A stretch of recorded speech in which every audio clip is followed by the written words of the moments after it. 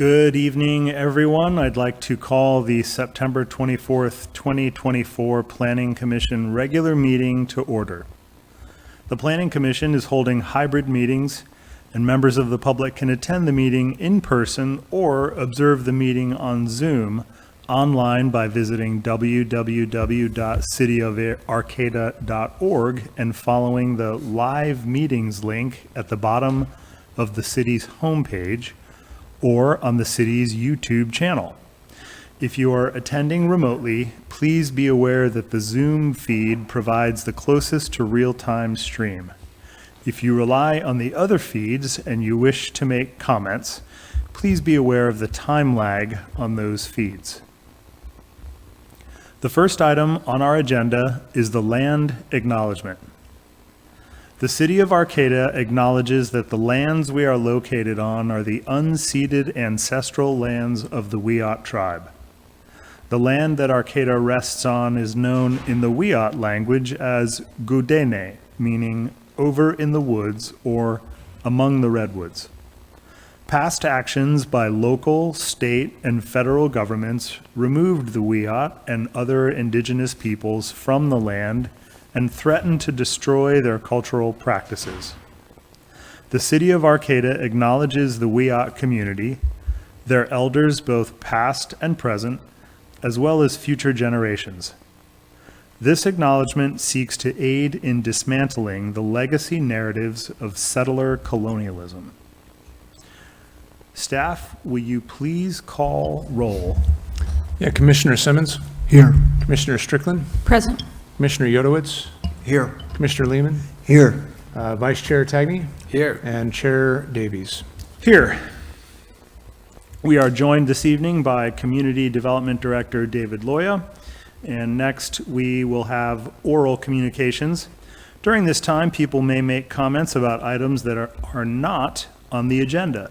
If you wish to speak on one of our agenda items, you will have an opportunity when we are discussing those items. If you have comments about items that are not listed on our agenda today, please line up now behind the lectern. If you are on Zoom and you wish to make comments on matters that are not on today's agenda, please raise your hand by selecting the raise hand icon on the right side of your screen or by pressing *9 on your phone. The clerk will unmute you when it is your turn to speak. With that, I'd like to open public comment. Each speaker will have 3 minutes to comment during early oral communications. Feel free to state your name for the record. May we have the first speaker, please? No one in the gallery? Do we have anyone waiting to join us online? There's no one online. Okay. Moving on to consent calendar, we have one item on consent this evening, and that is to approve Planning Commission minutes from our regular meeting, August 27th, 2024. Would any commissioner like to pull the item, or do we have instead a motion?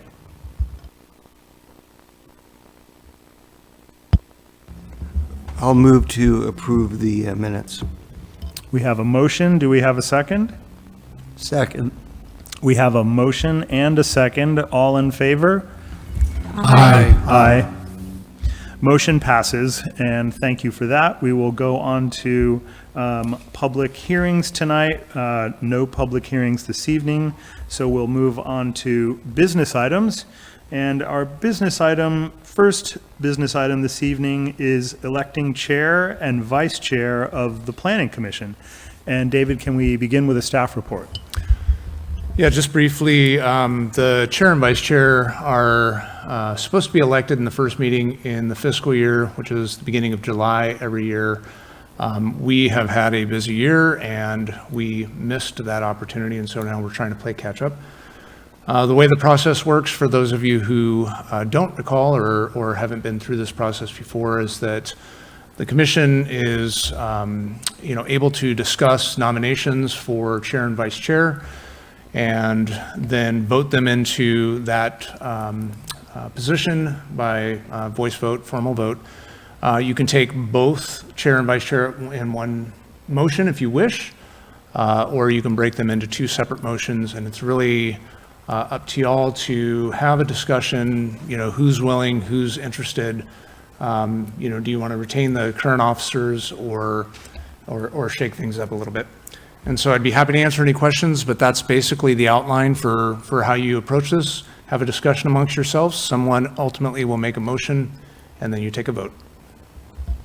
Copy that. Are there any questions from any commissioners for David before we go to public comment? Go ahead, Dan. Can you remind us how long a term is? Yeah, the terms are annual, so this one will be a little shorter than annual because we're going to be right on target next year for the first meeting in July to do chair and vice chair. But yeah, you basically commit to serving for the year.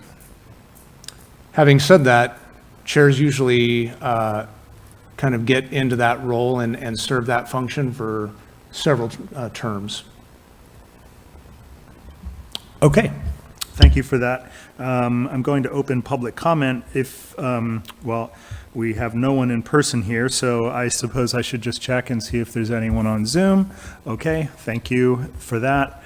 So bringing it back to the commission then, I'd like to open this conversation by just saying that I enjoy the chair role and consider it an honor. I enjoy working with each and every one of you, something that I find engaging and service-oriented, which I like. I wanted to just say to Dan, as vice chair all these many years, just wanted to check in with you first and see if you had any comments as an officer before we open it for general discussion. No, thank you, Scott. I appreciate the role you've been playing, though. You've done an excellent job, so thank you.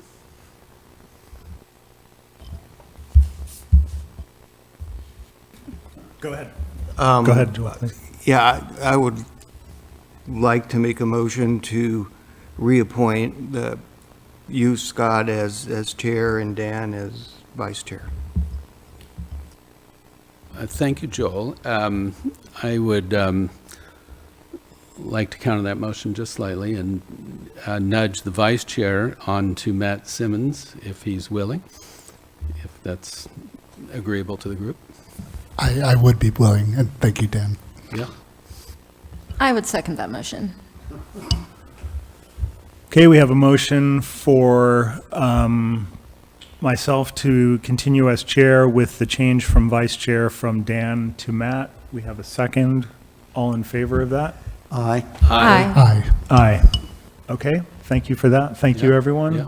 Matt, you may have to leave the lower table, but congratulations. I don't know how I'm still down here, if Yeah. I'm being completely honest.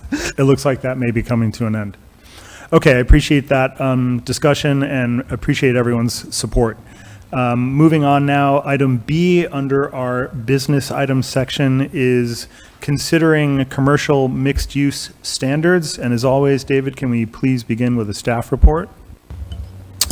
Yeah, thank you, Chair. Tonight, this is sort of a kickoff, if you will, to starting to think in more detail about the commercial standards that we'll be adopting through a public process over the course of the next year or so. But we are in a situation where we now have a brand new adopted general plan that has a bunch of aspirational policy in it. And we have the implementation, the actual zoning standards that we adopted in 2008 that were based on the previous general plan. And so there's some conflicts. The most obvious one is the level of density, residential density that's allowed in commercial mixed. There's policy that states that we will not have an upper limit for density, that we're going to use the zoning standards to regulate density configurations in these zones, whereas the land use code specifies a limit on density and it caps it at medium density, which was also amended. And so we have a lot of different conflicts like this. That's a real direct one. We also have some that are, a little bit softer conflicts like we've had discussions over the past 7 years or so about loosening commercial mixed standards. One of the issues that's come up time and time again is that the current standards in the land use code state that commercial mixed use can have residential uses above or behind commercial uses that are on the ground floor. And so what that essentially means is that you cannot build a residential project in commercial mixed use without providing a full street frontage of commercial uses. And that's been the death knell for several projects that have come forward, and they've said, we really want to build residential, but, can't quite make commercial work. We've got vacancies in our downtown and other commercial areas already, and so I can't conceive as a developer of building more commercial space that I know is going to be vacant. So that conversation has led to, well, maybe we need a little more flexibility in commercial standards. So I did have kind of a, and this stuff is really, when you talk about it in the abstract and you're just thinking in general terms, it has, different conclusions that you reach than when you think about it in more detail. So I'm going to run through a really short presentation that I hope will kind of help to convey the variety of different parcel sizes and how those relate to differences in standards that I think we need to be sensitive to as we adopt new regulations. And I just want to get the Planning Commission thinking about this now. So to start, we've got the, and Juan, if you can pull up onto the screen the projector, thank you. To start, I want to focus in on sort of the downtown, Northtown area. Just to orient folks, here's Samoa Boulevard. We've got our downtown center here. Here's Northtown, and the Gateway area is a large block of brown properties over here for new commercial mixed use. And specifically, I want to take a look at this area of the Northtown and how that contrasts, the relatively small parcel sizes that you see in that area with maybe some of the Gateway area or the downtown area, the Uniontown Shopping Center in particular, where you have much larger parcels and how that translates into different types of mixed use that you might see. So in the Northtown, here's a parcel that the owner has come forward and said, hey, we want to do mixed uses on 15th and G Streets on that northeast corner there. Ramen shop is going in there currently, and we're really excited about that. But that might be appropriate for a corner store type of mixed use development where you have apartments above and you have maybe some commercial on the ground floor on the corner. Right now you're required to put it on the entire street frontage, but maybe we want to limit that so that in some instances you might literally just have sort of a newsstand like you have in New York City corner store. Maybe they sell coffee, maybe they just sell papers, but we're letting the market decide the scope of that, and really, trying to drive towards ensuring that there's enough of a population base to ultimately support the kind of commercial that we want to see in our community. You can see in this image, and you're all familiar with G Street, that there are several, even though this is all zoned commercial mixed use and has been zoned for commercial uses, there are several residential uses in this area, and as you move up and down that street, just like you see in this drawing here, you might have a single-family standalone house that's next to an apartment that has a commercial component to it on the corner, but provide a little bit more flexibility on the mid-block where you might see, in this instance, some single-family residential, or there might be a redevelopment project where you take some of this vacant space and turn it into more of a residential setting. So in this area, it might be appropriate to have more small-scale corner markets, and I know that Commissioner Simmons,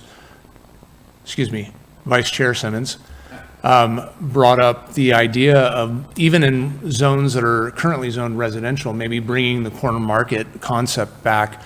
And that could be appropriate and have a similar look and feel to this. Just talked about the residential that's existing there. This is in the Gateway area. This is the AmeriGas site. Basically, it's an entire city block that could be easily redeveloped, relocate AmeriGas somewhere else in Arcata, and you would likely see a much larger scale of residential development in that setting. I put this together just before the meeting, so if you don't like Whole Foods, I'm sorry, this was a good example of having the type of commercial that might be supported by this level of residential. And I can really see this entire city block built out where it's primarily commercial, but again, you have only one, corner tenant.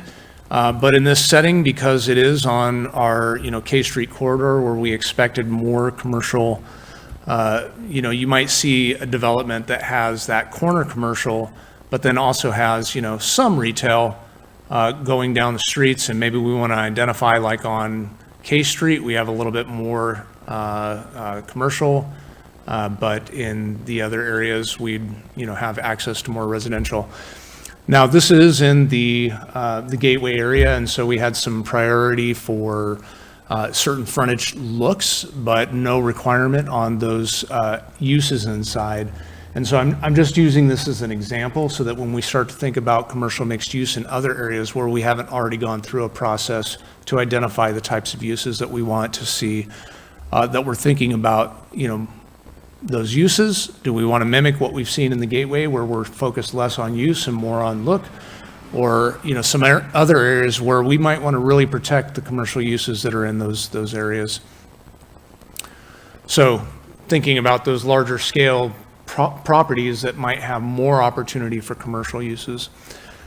The Valley West, again, we've got, commercial mixed as the underlying property. We are going to go through a, form-based zoning exercise for this area and really define what we want those areas to look like.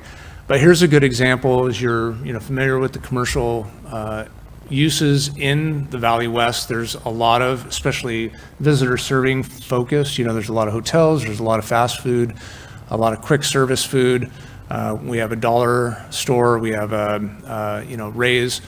But in particular on that shopping center, there's a lot of, parking area that could be converted to residential, even though that residential would be right on the street frontage. Maybe for this area, we want to focus on emphasizing commercial in that new development, recognizing there's already a substantial amount of commercial space. And so instead of requiring any street frontage commercial, maybe we focus on areas like this where there's plenty of commercial and say, let's just pack in residential for any new development. This is an area where we probably don't want to lose a lot of commercial. We want to make sure that we still got that, large scale commercial activity going on, in particular because the Valley West area really is an area that people rely on for tourism, the hotels out there and that sort of thing, the RV park and et cetera. So again, slightly different standards based on existing conditions. We'll get into the details when we get to there. But I just want to start thinking about the different styles of, even though it's all the same zoning district, there are different elements that we want to preserve. This is the Sunnybrae Shopping Center, commercial mixed use that serves literally the entire Sunnybrae. I was speaking to a colleague of mine who lives over in the Sunnybrae area, and they're actually in a spot where they are probably equidistant between Wildberries and the Sunnybrae Shopping Center. And that employee said, no, the Sunnybrae Shopping Center is my go-to. I go to Murphy's when I go shopping, all the time. So here's what's ostensibly a mixed-use zone, has been for decades, really has predominance of commercial uses.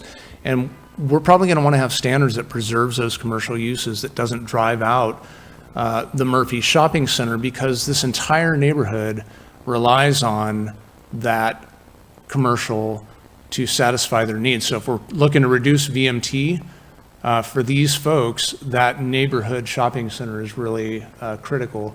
So we might want to develop standards in this area that are really emphasizing those above and behind types of residential uses because of these unique opportunities that this particular shopping center has. So you're starting to get the sense that just because it's commercial mixed use, we're not going to want to come up with one development standard across the board. There might be certain development standards that are shared across all of these, but we might want to focus in on key opportunities that are available in each of these areas. I'll just quickly ping through others just so that you're thinking about them. This is the on 11th and Janes. the markets on the corner here. And this property is the project that you looked at recently with Kyle Boughton, who's proposing a mixed-use project on this site. And so there's a lot of opportunity for different types of standards to be applied in these different areas. I wanted to get your creative juices flowing thinking about those, because the very next step is that in order to bridge the gap between what's in our land use code and what's in our general plan, in order to fast track projects as they're coming forward and not have to wait and wade through these conflicts between these, my office is going to be putting together a zoning interpretation. We will bring that zoning interpretation to the planning commission to, get some buy-in with the decisions that we're making. And I will use this conversation to inform that zoning interpretation. But we're basically going to be making decisions like, when it comes to a residential project, what density standard do we use? Now, we have some guidance from the state on this. The Housing Accountability Act says if you've got a residential, if residential is allowable in a zoning district and you've got a conflict between your general plan and your zoning standards, you go with whatever the highest standard is. And so if the zoning standard was higher than our general plan and we were looking to, ratchet down that zoning over time, in the interim, we would go with the zoning standard. In this instance, our general plan has much higher densities than our zoning standards do. And so the zoning interpretation is going to be really clear. We have state law that says we interpret this as the highest density possible. But there are other areas, such as how much flexibility do we give in terms of the street frontage. We don't have a policy that explicitly states that we want to provide that flexibility, but that's been the conversation for the last couple of years in particular. And so I'd like some guidance how we interpret these. So to sort of help drive the conversation, I did provide an attachment a excerpt of new general plan 2045 land use elements policies that I think are relevant to this conversation, as well as if you go into the next page, starting on packet page 9, you'll see the existing zoning standards. And I've pointed out in the bold text in this document some questions that I think you need to pay attention to, or portions of the policy and or zoning standard that I think you need to key into in your conversation. I don't think we necessarily need to go through these one for one, but you've all had an opportunity to, take a look at these. And if you want to have a more, sort of organic conversation about these standards and what you think needs to be included in a zoning interpretation to help guide us in the interim between now and when we come back with changed zoning standards, that would be very, very helpful for us. I'm happy to provide more if you need more facilitation through this conversation, but I'm also happy to sit back after this introduction and have your conversation sort of lead us towards, we think a zoning interpretation should at least include X, Y, and Z. Okay, thank you for that, David. And just so we can be clear as we sort of begin talking through this, we're really just brainstorming. We're not trying to make a formal recommendation or approve specific language. This is more of a brainstorming session. That's right. I would appreciate some guidance in terms of if the commission has a majority of folks that are leaning in one direction or the other, do this, don't do that. That would be helpful for me, because I'm going to be responsible for developing a zoning interpretation with my staff on how we navigate these complexities, these conflicts, over the course of, say, let's say the next 6 to 9 months before we start to adopt new codes to eliminate those conflicts, to change the zoning code so it's in line with our general plan. I think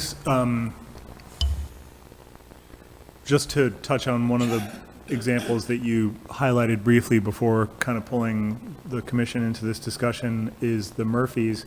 I don't see why that would have to be kind of an either or. Just using that example, couldn't that be Murphys on the ground floor with 4 or 5 stories of housing on top of Murphy's, which would sort of achieve some of the housing goals that we have and also underpin the business model of Murphy's, for example? Is that the kind of thing you're talking about? Yeah, it absolutely could. And if you look at LU1F on attachment A, page 8, the policy language basically reads, commercial developments should include residential uses where feasible. Where residential units are incorporated, some ground floor commercial should generally be maintained. Any residential developments and new structures shall comply with development standards of the applicable land use category. So therein lies the rub. We have this conflict, right? And so the question is, should we develop standards that allow 100% residential in some instances, such as in mid-block situations, such as in larger scale developments, potentially in a situation like Murphy's where we want to preserve, the commercial use. And so I can see a zoning interpretation that might say, for neighborhood mixed-use commercial such as, and name them, the Murphy's Market, the old Arcata Road, et cetera, et cetera. We want to retain these commercial uses and have a development standard that does preserve those uses on the ground floor so that if the market is really driving towards residential, we don't just say, yeah, you can develop commercial or residential in any commercial mixed-use area. And then someone comes in and says, well, I'm tearing down Murphy's in the Sunnybray area, putting in 100% residential, because I know that's what the market's driving for. And then we find ourselves in a position where we're like, well, hold on a second. That means everybody in that neighborhood then has to drive into the center of town to get their commercial needs met, their market needs met. So I would see, a zoning interpretation identifying, these neighborhood markets as probably retaining, at least in the interim, the commercial mixed-use standards that are in our code currently, so that they have to have ground floor commercial, but then potentially saying, maybe in Northtown, maybe in the Valley West, we have more flexibility to have at least mid-block 100% residential, retaining maybe the corners to preserve corner markets, at least in the interim, while we're doing a deeper dive on what that would mean for long-term standards, if that makes sense. Sorry. Go ahead. So even if we all agree to flexing this, we still need to go through the zoning map case by case and decide which areas we lighten up the commercial and which areas keep it as is. Yeah, I'd want to come back with a specific recommendation and a zoning interpretation and a process justification for how we implement that. And it would be based on, at a parcel level, you could dig into that level of detail, but we'd be looking at it in these different commercial zoning district blocks. And that's not what we're looking for tonight, specifics like that. We're saying like we're having a broader discussion, in my sense. Yeah, conceptually, is the Planning Commission okay with having, for instance, mid-block 100% residential in the Northtown commercial mixed use and preserving the ground floor commercial in Sunnybray? Like, am I on the right track generally with that interpretation? Go ahead, Peter. Yeah, sorry, Matt. David, it seems to me the main thing I'm hearing is flexibility. That's something you said over and over again. I don't know exactly how we write that flexibility into the land use element and into the code, but that's something we need to do. Because, as you're pointing out, each situation is somewhat different. I'm not sure how to do that, but I think we need to. Thanks, Peter. Matt, please. So I'm leaning towards allowing more 100% residential projects. And the example that I thought of immediately was Sorrel Place, right, which is 100% residential, but it's, it's on a corner in a commercial area, but it doesn't feel like it's taking away because you have these other commercial spots right next door. And so that gets to the sort of case-by-case nature of this, but I don't even think limiting it to mid-block is absolutely necessary in every case. I think you could see a corner project that's 100% residential that we're all supportive of. So that's just more to chew on, I guess. And how would you feel in that, looking at the Murphy's situation through that lens? I'd be really surprised, I guess, if Murphy's decided to take down a successful commercial business and make it 100% residential. I think that would hopefully then create demand to create more commercial nearby, right? If you had all these people living there, that's sort of the free market idea of this. I guess having some sort of escape hatch, right? Some sort of approval for these sort of things makes sense. But then you run into the objective standard problem that we have. I don't have answers. I'm making the pitch for, because we've had so many projects that didn't work with commercial in them. And I think we have a lot of empty storefronts and a need for more residential units near them so that people can then run a business with people nearby to shop at that place. And so I don't want us to limit ourselves unnecessarily. Yeah, I agree that Sorrel works there, but just to go back to Murphy specifically, I do think that having that grocery store there supports the goal to reduce vehicle miles traveled in a way that would be a loss. And it wouldn't even necessarily be Murphy's deciding to do it. If the property sold, a developer could make that decision irregardless of the impact on the people that live in that neighborhood and count on Murphy's. So I'd like to see that, I think,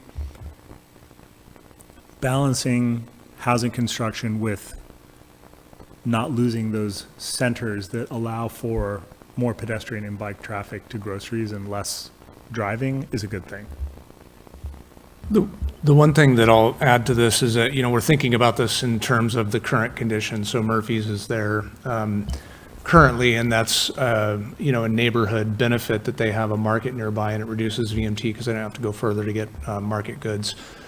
But the reality is that our zoning code would not be that specific. We would say commercial. And so Murphy's could still close, under the current standards.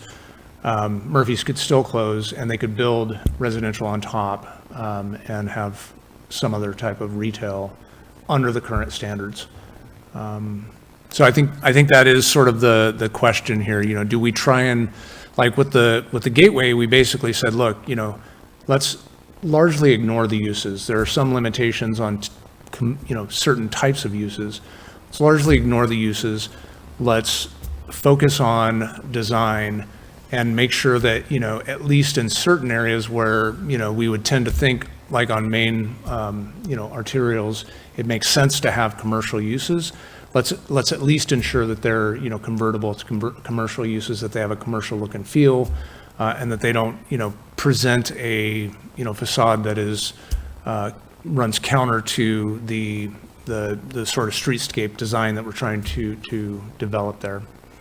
So, that philosophy could be applied in other areas, and then, as Vice Chair Simmons is pointing out, allow the, the market to drive the proportion while we still retain, design standards, objective design standards that would allow for, ultimate conversion to, commercial if they decided to go 100% residential. And what exactly, is that a zoning administrator decision, or is that something that would come back to the planning commission? I mean, at this point, we're not talking process. At this point, we're just talking about where do we want to start? So, there's two questions. The first question is, what does a zoning interpretation look like that leads us through this next 6 to 9 month period, maybe a year and a half, before we have new zoning standards? We need to be able to approve projects.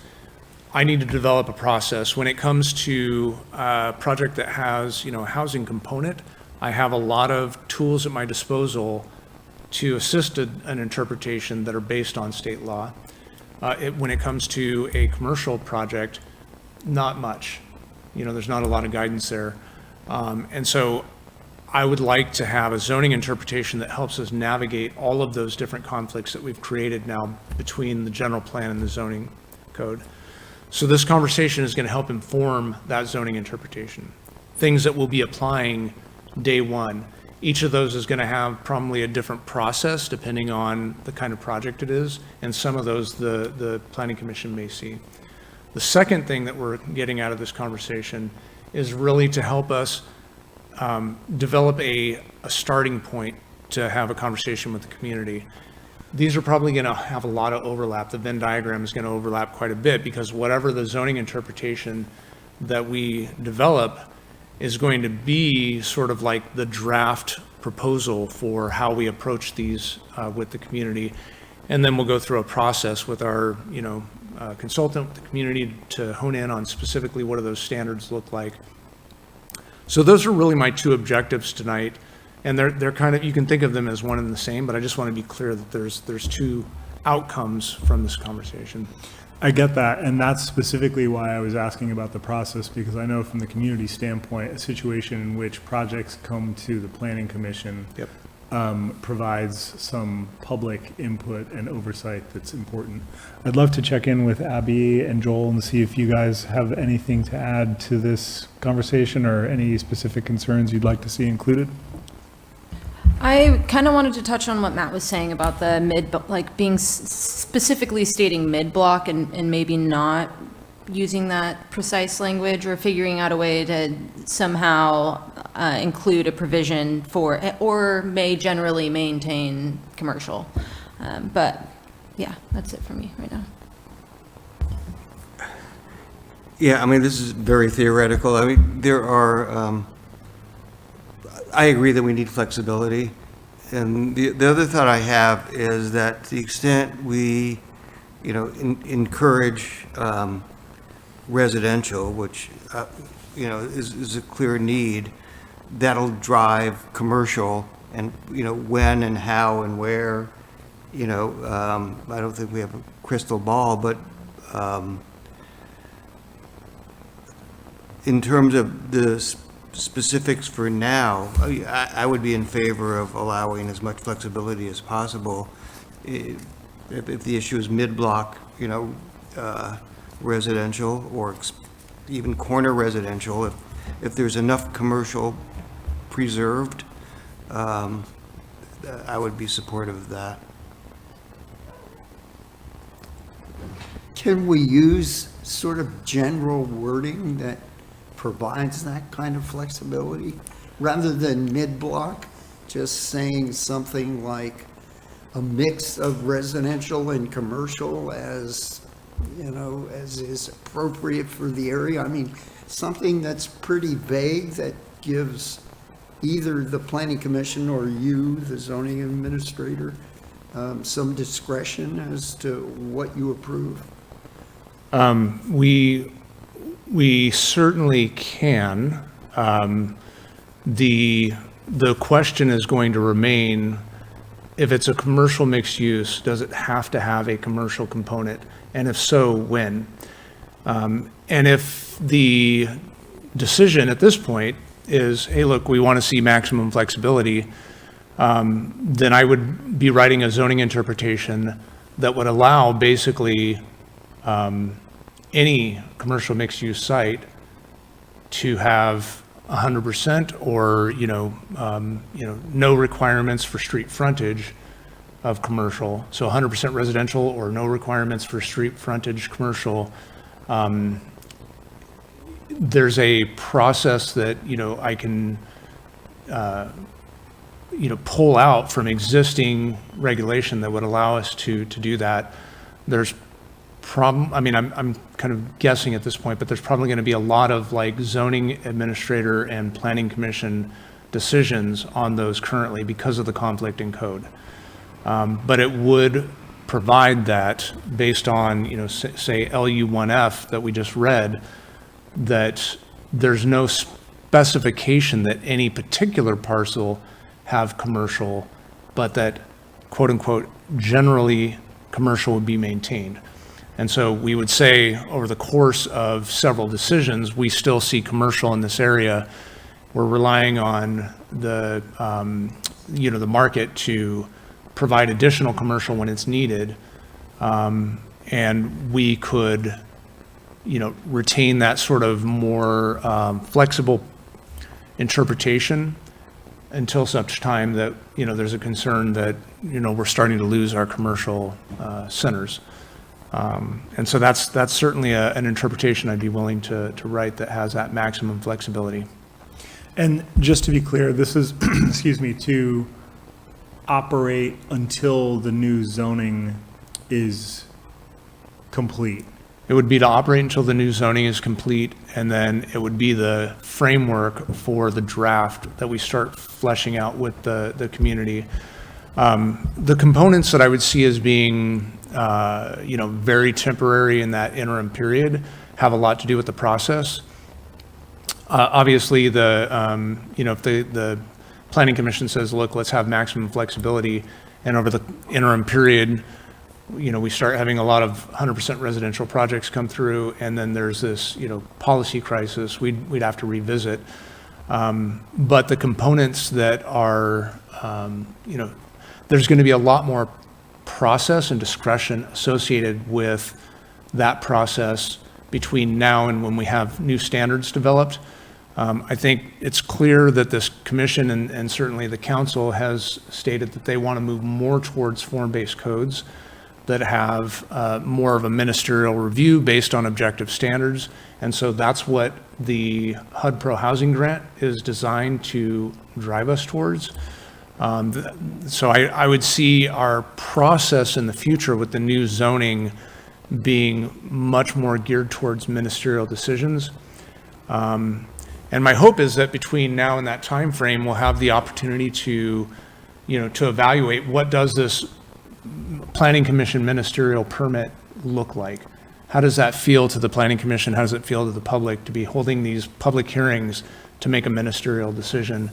And that'll help inform, our future zoning when it comes to that question.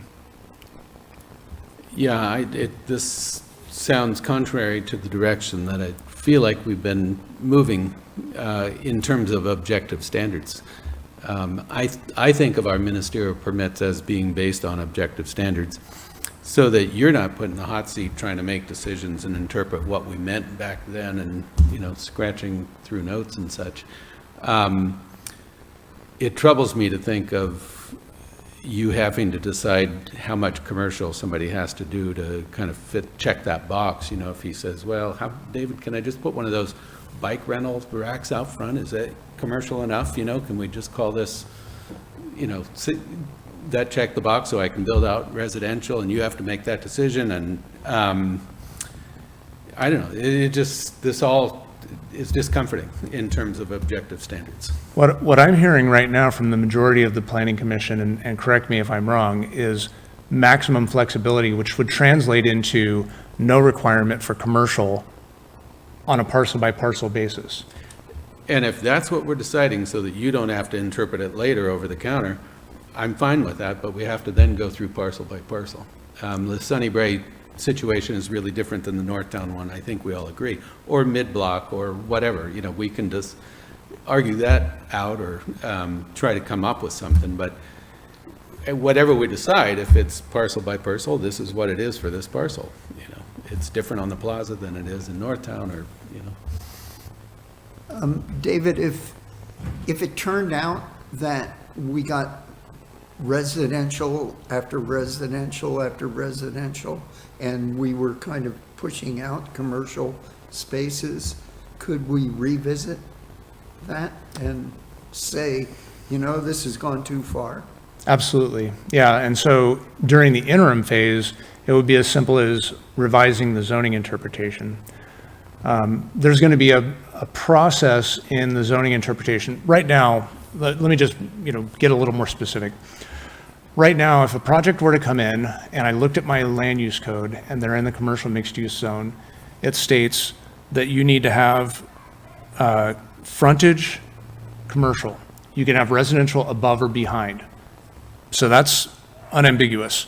And it further states, if you look in your packet on page 13, the little graphic that shows, the cross-section of a mixed-use development, it's showing furthermore that the first 75 feet in depth of a mixed-use project has to be commercial. Many of our commercial properties, many of our mixed-use properties aren't even 75 feet deep. This was made, this standard was made in a vacuum. The standard was made in a planner's brain somewhere outside of Arcata. And so when we try and interpret this, when we try and implement this, it leads to ridiculous conclusions. So I'm really excited about the opportunity to think about it in the context of Arcata and make standards that are specific to us. But this is the standard right now, is that the first 75 feet, everything on the ground floor facing the street frontage needs to be commercial. And so if the Planning Commission tells me, look, previously we had policy that supported that, now we have new policy that doesn't support that, and the Planning Commission says, we want to see maximum flexibility so that there's no requirement for commercial on the entire frontage, and we're going to allow the market to drive projects. I can write a zoning interpretation that's going to give us that flexibility based on the policy direction that we have.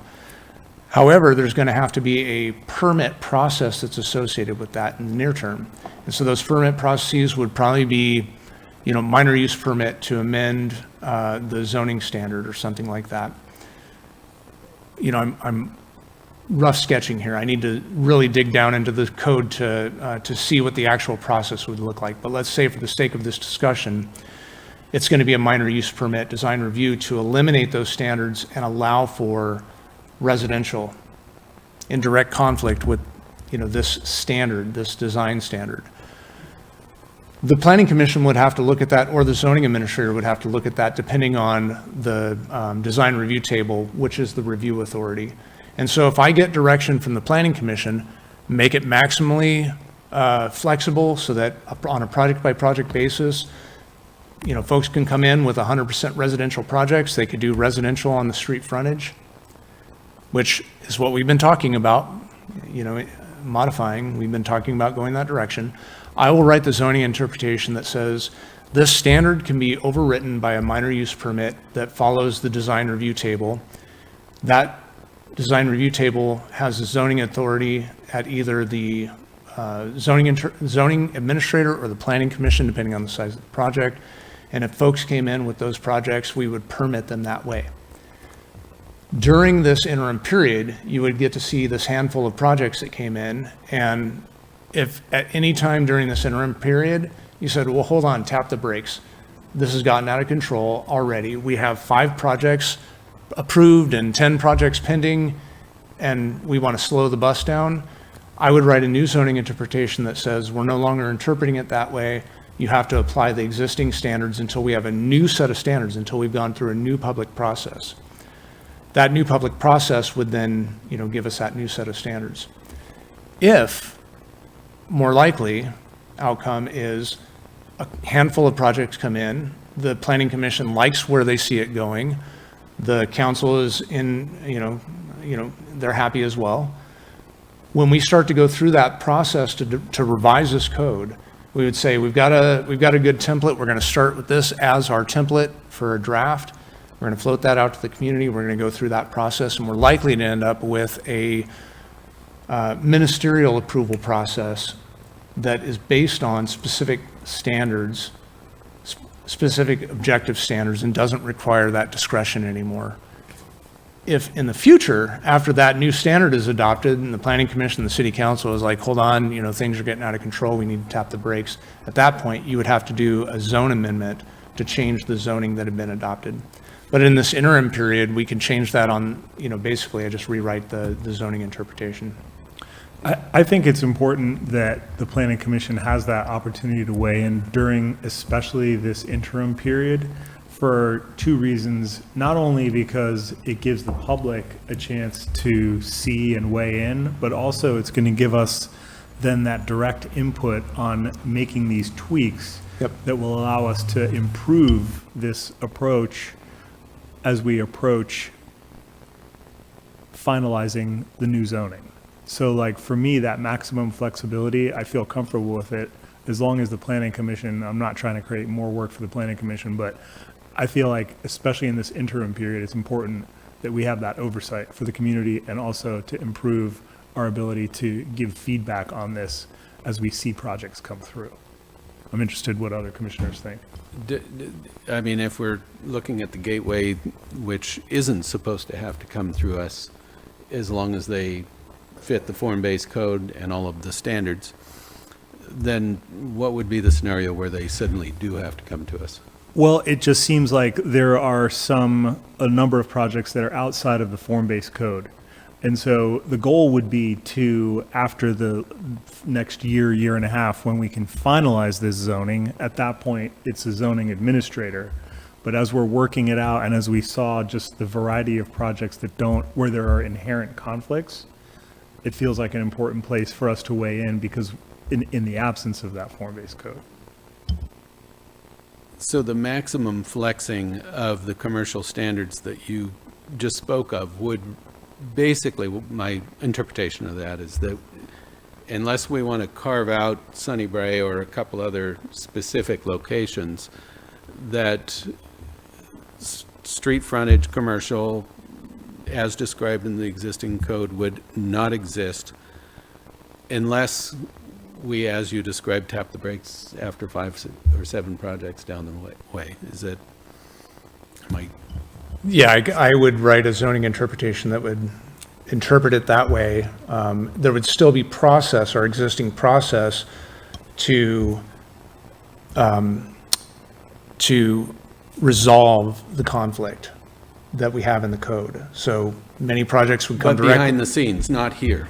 No, many projects would come directly to the Planning Commission. My assumption at this point, I haven't delved into this in detail, but my assumption at this point, based on, my knowledge of the code, is that we would be processing these like minor use permit design reviews.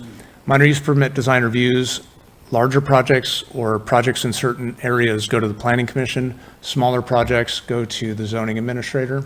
And we could set it up so that our zoning interpretation says that projects that use this zoning interpretation that go to the zoning administrator are reported out to the Planning Commission, just so that you hear and see all of the projects that are going on. Okay, that's what you're talking about. So the minor use permit is just because there's conflict in the zoning code. Exactly. Until it catches up. Exactly. Okay, so it's not a full approval of the project, because hopefully there's a lot of objective standards, but the minor use permit, because of the conflict about the commercial aspect, is what we would have to just In this Sign interim off. period. Resolving some okay. some All right. inherent code Yeah, zoning conflict. All right, I'm caught up. Thank you. How's everyone feel about that? Okay. I think we're on the same page there. So does that get you what you need to dive into the next portion of what you need to do? I think it does. I'm going to assume, and actually I'm not going to assume, I'm going to ask, that maximum flexibility also applies to the parking standards that we have a conflict with, whereas the commercial mixed use has high parking standard threshold, and our policy has said we want to eliminate parking standards citywide. Similar interpretation. Does anyone object to that flexibility, including parking standards? Okay, Thank you. good. All right. Well, thank you. Now, Then, can I, is, Yeah, sure, sorry, go I ahead. pause. Yeah, no. Isn't there a density question that we also need to resolve? The density question likewise. Right now, the policy states that there's no maximum density, that we use the standards to limit density.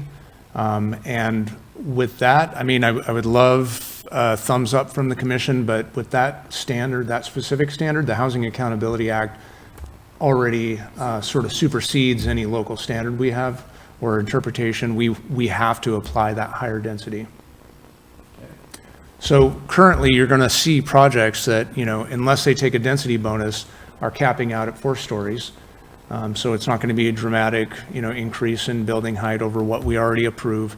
But you may see, for example, on the ramen place, where they want to do commercial mixed use, there's currently, under the zoning standard, an allowable 3 units, whereas the project proponent wanted to do something more like 30 units.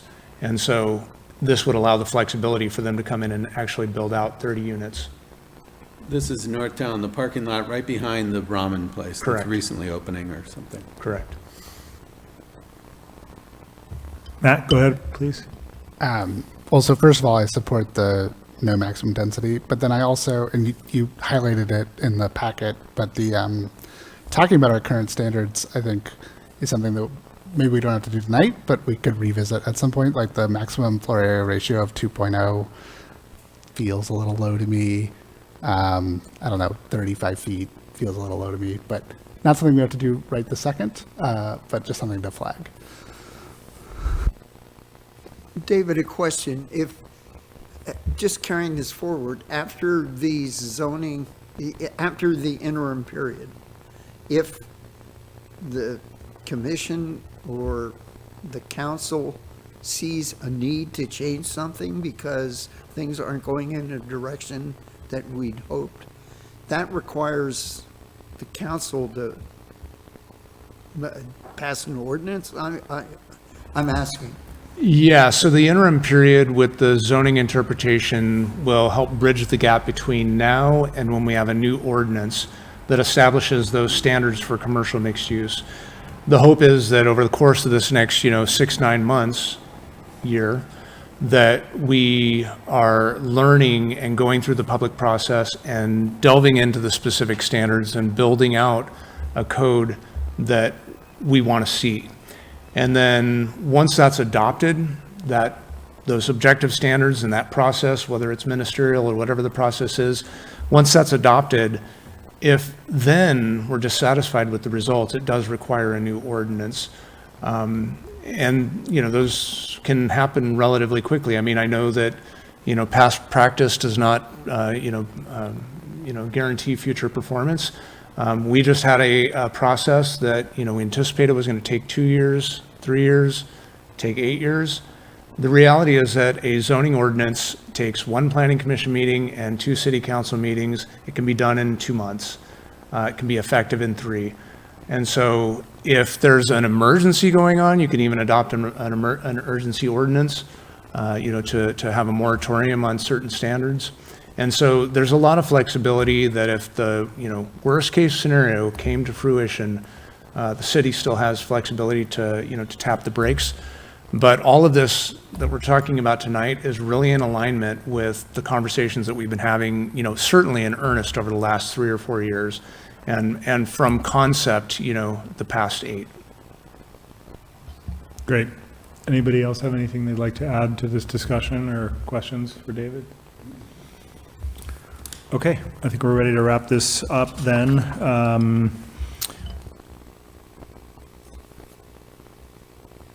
Having finished both of our business items, I'd like to move on to correspondence and communications and check and see if we have any correspondence from Planning Commission members this evening. Matt? Next week is the Week Without Driving, Coalition for Responsible Transportation Priorities. I took the pledge. I encourage my fellow planning commissioners to do so as well, and to just think about how you would get around our community without a car. Thanks for that, Matt. Dan, did you have something to add? Yeah, a while back, the city staff forwarded to our emails suggested podcast, an interview with Ezra Klein. I recently listened to it again, and I think it's a fabulous podcast that we all should re-up on before we meet with the city council to discuss, well, the topics on the agenda for that. And I'd like to be reminded what night that is. That'll be October 30th. And you get bonus points if you come dressed in your Halloween costume. Can I dress as a Okay. commissioner? You can dress as a commissioner, yes. Okay, that sounds great. Correspondence from staff this evening, David? I don't have anything of note this evening.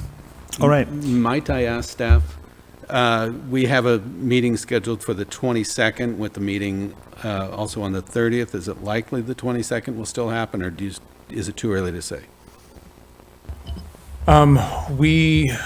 That's a great question. We do have right now nothing planned for the 8th, and I also have a conflict on the 8th, which is your first meeting in October. And so I guess if the Planning Commission wants to cancel those meetings, I would like to try and keep the momentum so we can continue the conversation about all of these long-range planning projects that are, coming up, and to make sure that we keep our, our mojo. So it's up to you all. If you want to retain the 8th and have that conversation, I can have somebody come in my place and then cancel the 22nd, or cancel the 22nd, cancel the 8th and have the 22nd, and then have the October 30th as well. I have no skin in the game here. I'm happy to go with either or both. I won't be present on the 22nd if we do have a meeting, so. Shall we just wait to hear from staff whether or not they have enough agenda items to schedule a meeting? Yeah, that would be my As we do. preference. Something may come up now. I feel like it's a little early to make that call. Okay. And we can cancel closer to the meeting if need be.